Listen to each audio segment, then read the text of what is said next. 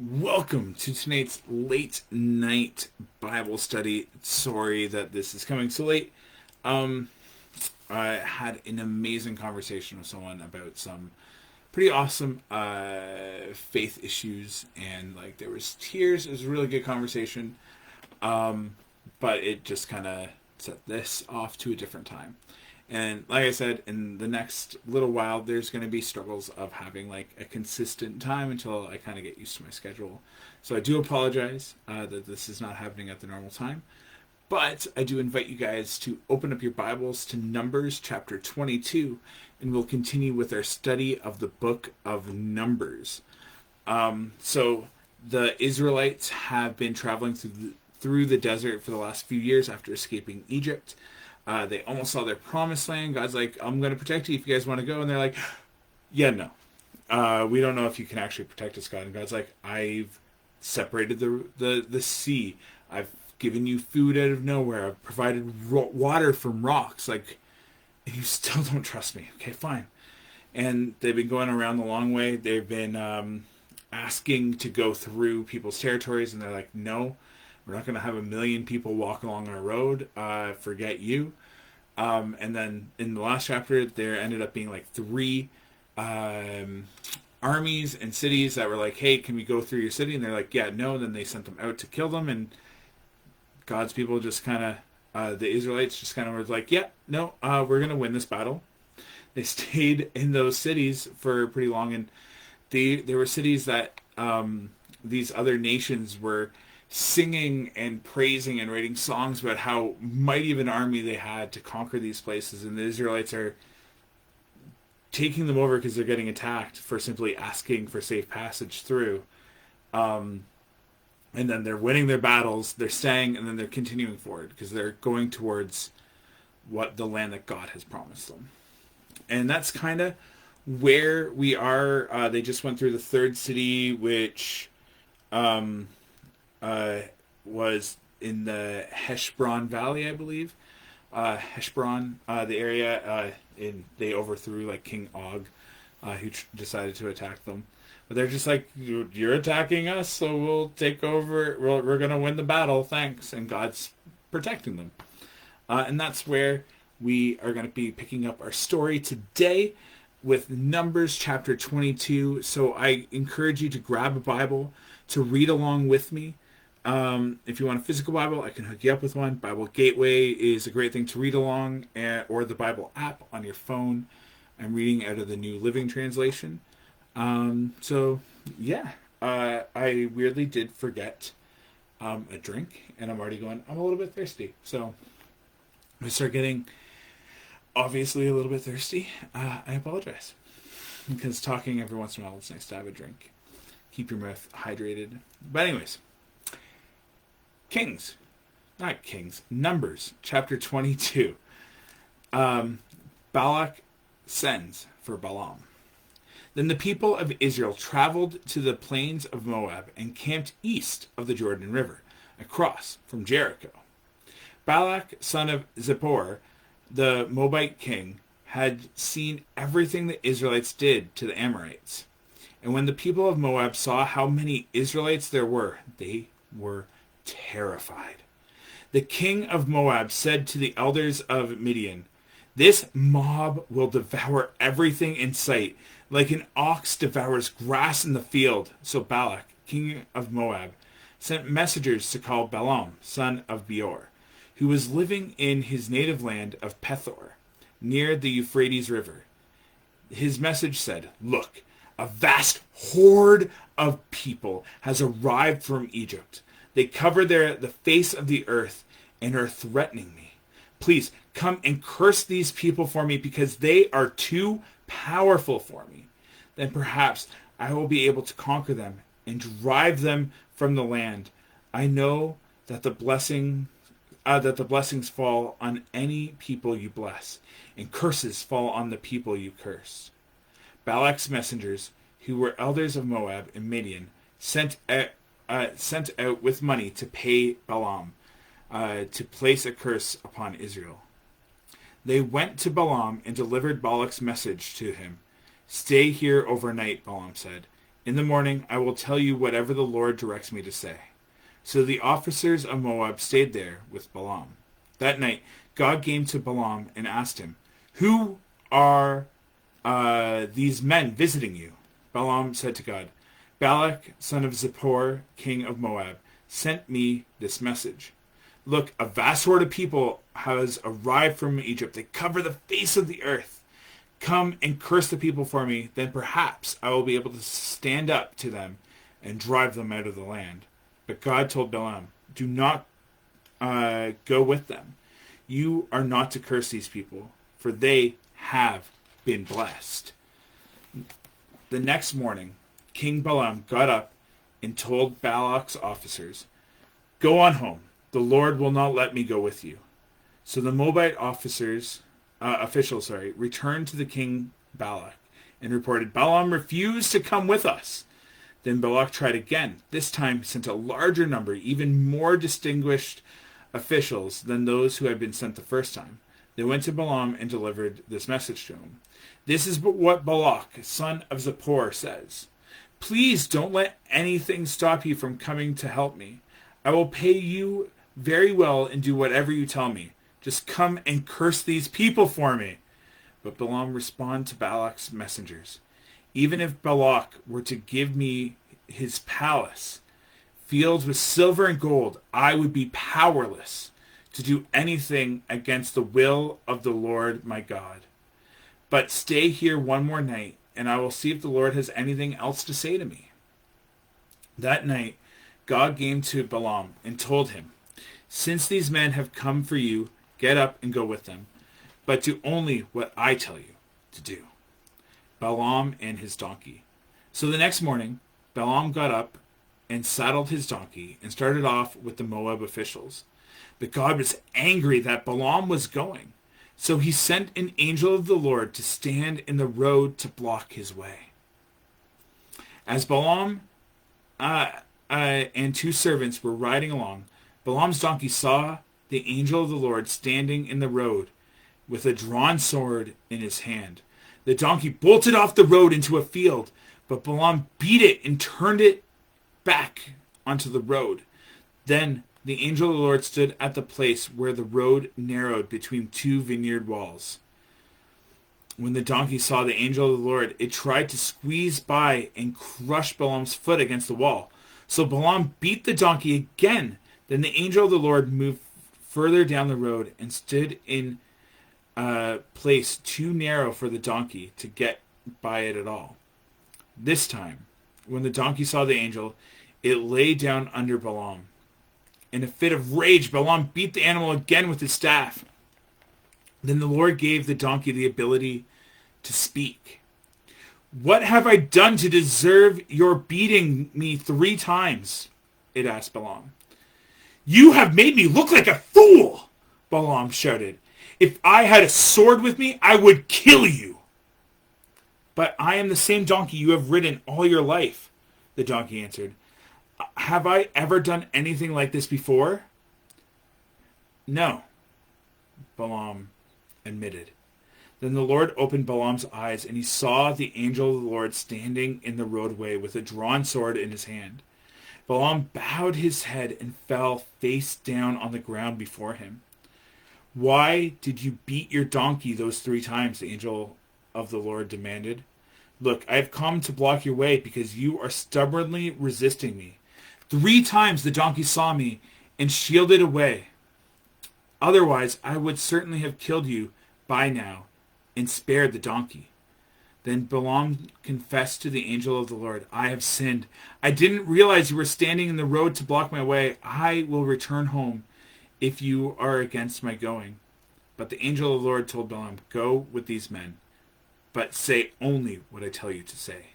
So Balaam went on with Balak officials. When King Balak heard that Balaam was on the way, he went out to meet him at the Moabite town of on the Aran River, at the furthest border of his land. "Didn't I send you an urgent invitation? Why didn't you come right away?" Balak asked Balaam. "Didn't you believe me when I said I would reward you richly?" Balaam replied, "Look, Now I have come, but I have no power to say whatever I want. I will speak only the message that God puts in my mouth." Then Balaam accompanied Balak to Kiraoth Hazoth, where the king sacrificed cattle and sheep. He sent portions of meat to Balaam and the officials who were with him. The next morning, Balak took Balaam up to Bothabal, where from there they could see some of the people of Israel spread out below him. May God add a blessing to the reading of Numbers, chapter 22. This has always been one of those interesting chapters for me. It's definitely weird, and it's kind of cool. Once again, a bit of an animal theme.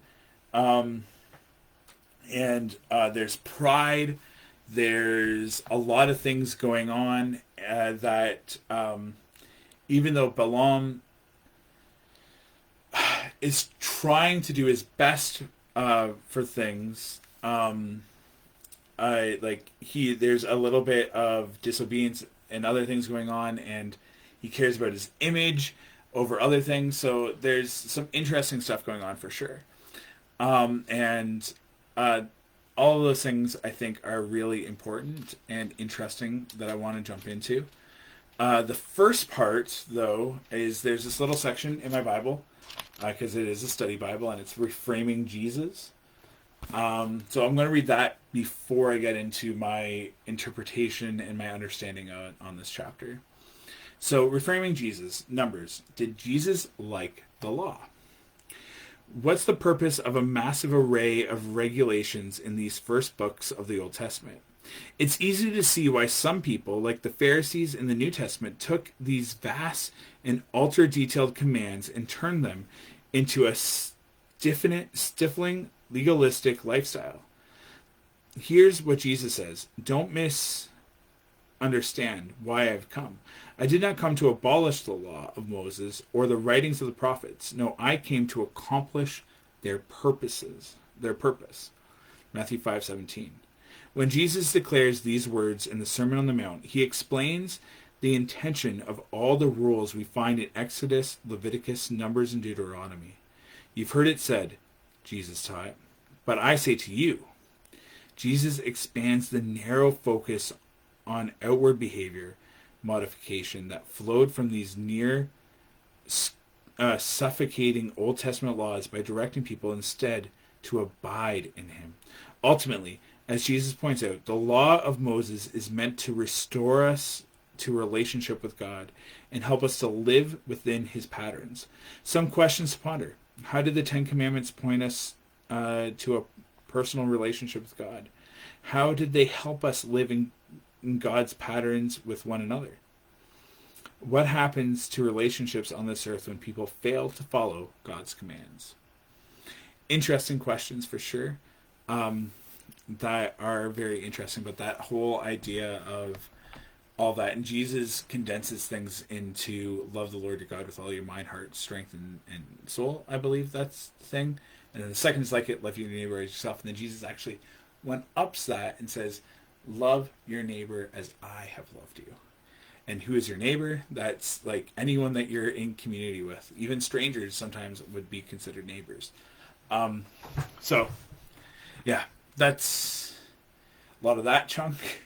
I want to get back to this thing. Definitely a good study. Definitely a lot of good questions. And it helps give understanding and insight to why the Old Testament is still important. But the talking donkey. So this whole story. So Balak, the king, he sees the people of Israel and he's scared. He's heard rumors and he acts in fear to go and send out for Balaam. And he's like, yeah, I'm going to make people rich. Balaam hears, no, these people are blessed. And basically, like, trust me, they're blessed. I am with them. You're not going to curse them. And then they come back, and Balaam knows what God has said. And so he knows what he ought to do. And then he gets coerced by, like, all these, like, really dignified people have come. These people in really high positions of power are offering me money and they want my help. and they want all this stuff, so I'm going to ask God for permission to do something that I already know he doesn't want me to do. So that is the setting, and I think that might get kind of missed when reading it through a lot of like our current lens on things. It's not that Balaam was uncertain about God's will, it's that he knew God's will and he was trying to find a way to get around it. And for probably his own self interest, right? All these rich people are doing this and all of this other thing. And he also seems to be motivated a bit by money that we can see throughout this. So God's like, fine, go. I'm going to teach you something on the way. And then the angel appears and the donkey sees him. And the donkey tries to protect Balaam, that he loves. He loves Balaam, right? He's like, I've been with you since you were a child. I'm committed to you, and I'm doing what I can to protect me, yet you're beating me. What are you doing? And the donkey seems almost a little bit confused, and then, such a beautiful part. You've known me for so long. Is this a way that I would normally act? And then Balaam he puts down his pride. He's like, I'm beating you because you're making me look like a fool. You're making me do all this other stuff. Like, we're amongst really distinguished people here, and now I look like a fool. Like, my donkey's not even paying attention to me, and I'm supposed to be this man of God, yet I can't even control my donkey. Like, come on, you are humiliating me. But then the donkey, goes, why are you doing this? Is this like me? You've known me for years. Something must be up. And Balaam kind of goes, oh, wait, yeah, you're right. And when he takes his focus off of himself, it's almost as if these scales fall from his eyes, and then he can see the angel of the Lord. And the angel of the Lord then confronts him, like, what are you doing? Right? It's not the donkey that I would have killed. It would have been you. Your donkey was saving your life. He was caring for you. He was caring about you. He was doing what was right in the Lord's sight, yet you were trying to force him to do wrong. Which is a brilliant kind of metaphor here to what's being done. Even as Balak sends things and he finally sees him, he's like, what, do you think I was lying about richly giving you a bunch of things? Like, I would have given you a ton of money. Why did you take so long? I mean, money. Come on, money. Why didn't you run? Money I was giving you. And so Balaam here kind of goes like, yeah, I see that his motives were wrong, and they were in the wrong place. They were in the place of impressing these distinguished, honorable people I came to send for him, and they were in trying to get money, even though he knew that these people were blessed by God and that God wasn't going to curse them. He knew that was what was happening, so he was knowing what he ought to do, and then trying to find a way around doing it, trying to justify doing something wrong. And haven't we all been there, where we know that we shouldn't be doing something, but then we try to convince ourselves that it's okay to do it, or it might even be beneficial to do it, even though we know that we shouldn't do it. And the Bible calls that a sin. If we know what we ought to do and not do it, that's a sin. Or if we know what we shouldn't do and then still do it, that's a sin. There's good news. Like we read a couple chapters ago, even though we are sinful, God has forgiven us. That's the whole point of Jesus on the cross. As we get there, like, Balaam realizes, and he knows in his heart, doesn't matter what riches I get and what these rich people think of me, I need to put it aside because God is greater.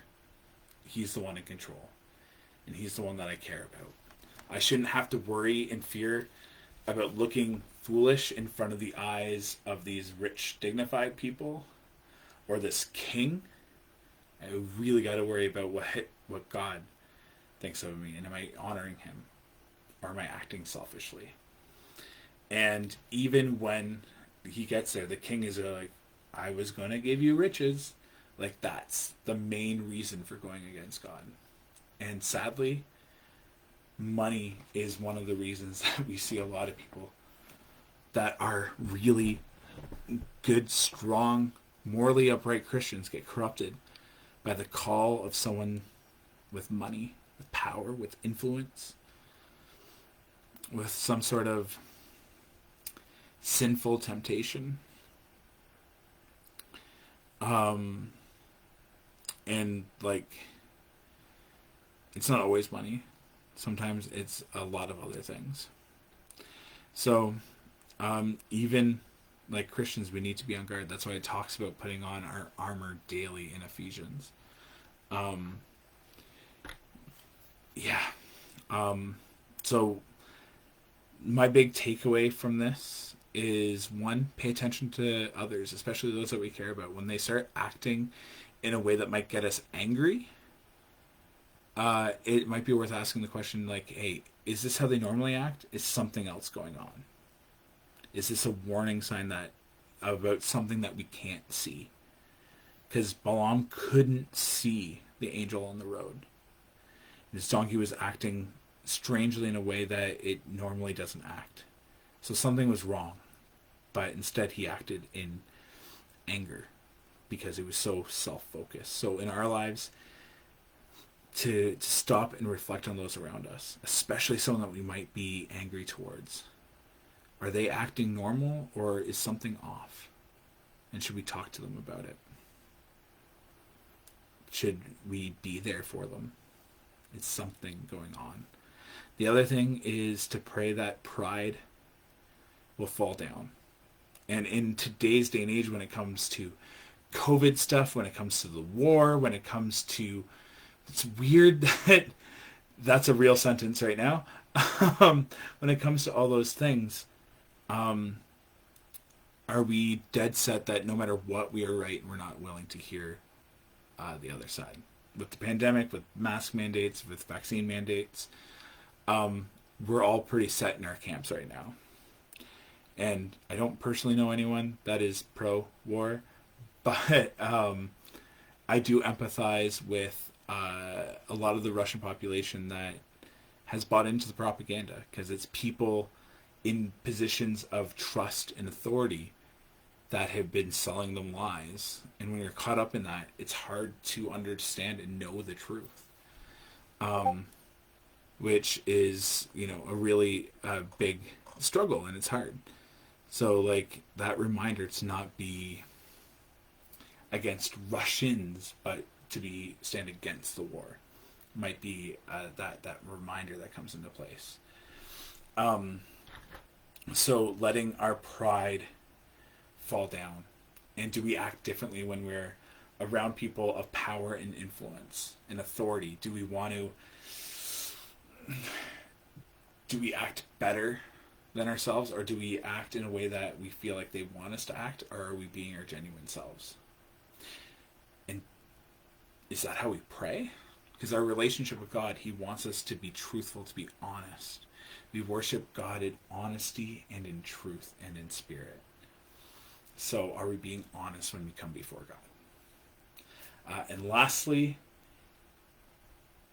for our main motivator and our moral compass, not to be motivated by selfish desire, not to be motivated by sin, but to take those two commands that Jesus boils everything down into and find ways of making that practical and livable in our lives. To love God with all our heart, mind, and strength. I'm going to look it up because I want to have the actual Bible verse here. The greatest command. According to Wikipedia, the Great Commandment is a name used in the New Testament. It is in Matthew 22. Love the Lord your God with all your heart, and with all your soul, and with all your mind. This is the first and greatest commandment. The second is like it. Love your neighbor as yourself. All the law of the prophets hang on these two commandments. And then Jesus later ups it. So that's the third thing. The third takeaway. So on that note, I'm going to pray. And then I'll let you guys get on with the rest of your night. Go to bed if you're watching this before you fall asleep. Or even if it's early tomorrow morning. Thank you. And I will be back tomorrow probably at a more normal time. So yeah, AJC, awesome Jesus Christ. Thank you for Numbers chapter 22. Thank you for the whole message of Balaam. Thank you for the understanding that you've brought me. I feel like I've read this particular chapter far clearer than I ever have in the past. So thank you for the understanding that I was able to get out of this. And if any of it's not of you, Lord, I pray that it can go aside. And I thank you for these Old Testament books so that we can better understand everything that was going on during the time of Jesus when he was walking the earth before the cross, and so that we could understand the Pharisees just that much better. Because it's so easy to paint them as this one-dimensional villain, but really there's motivations, there's reasons, and there's a lot of stuff behind it. And I think that we live in a time where we can look back through the lens of Christ and bring deeper understanding to these verses and these laws. So Lord, help us to not act pridefully as we go forward. Let us become humble. One of the reasons that you chose Moses was because he is the most humble amongst all of the Israelites. So Lord, help us to not only be humble, but to desire to be humble, to think of ourselves less, not to be motivated by money, not to be motivated out of selfish desire. And give us an eyes and ears to hear those around us that might have something going on in their lives that's just off. And give us the courage and the wisdom and the discernment how to speak into those conversations. And the willingness not to get angry at their reactions. Lord, thank you. Thank you for this opportunity. And may you continue to be with us, and may we continue to recognize your presence. I pray that we can have good dreams tonight. There's a lot of people that come to my mind when I think about having good dreams. But Lord, be with us in our dreams tonight.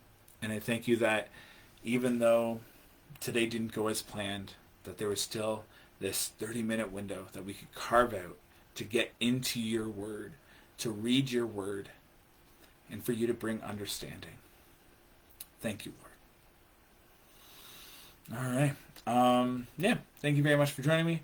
I noticed a couple people dropped it right before the prayer. That is okay. Have a fantastic night, and God bless.